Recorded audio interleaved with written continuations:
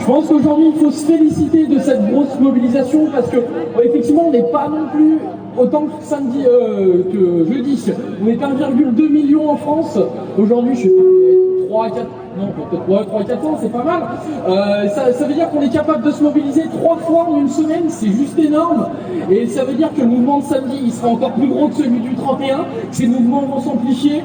Nous, on va appeler tous les syndicats de travailleurs à tenir la mobilisation pendant les vacances parce que on est désolé, mais on est des branleurs d'étudiants et de lycéens et du coup on ne sera pas là parce qu'on subit la pression parentale du monde. Mais on vous rejoindra dès mai et on sera là avec vous parce que cette loi, et on le rappelle encore une fois, est immonde.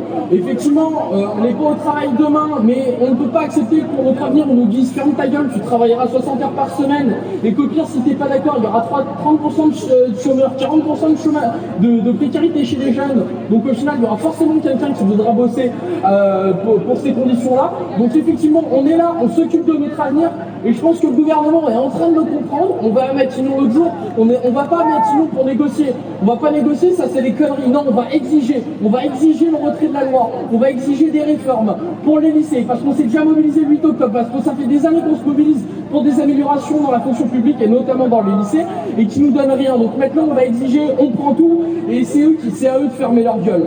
Après il y a un second mot à avoir, il y a un second mot qui est important. C'est que le 31, on était là en manif pacifique dans la haute vitesse. Il n'y avait plus de casseurs, on était tous là. S'ils partaient, on voulait regarder un film et jouer de la musique et boire quelques bières. C'est quand même pas méchant au niveau cassage.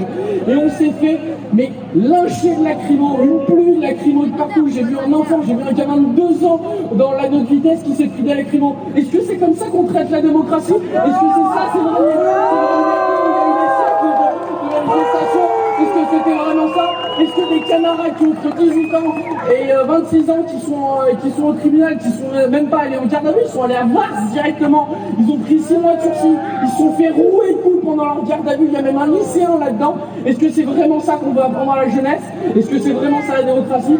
Je pense pas, honnêtement. Et je pense qu'il faut accentuer ces mouvements, qu'il faut qu'on les aide, qu'on pense à eux. Et c'est juste une horreur cette répression syndicale et que les mecs c'est bon, ils se lâchent, on a le droit. Ils ont le droit de taper ces salauds de gauchistes, et ils vont les lâcher, ils vont leur éclater la tête au sol. Et c'est à nous de nous relever, c'est à nous de montrer qu'on est contre, et c'est à nous de nous battre contre.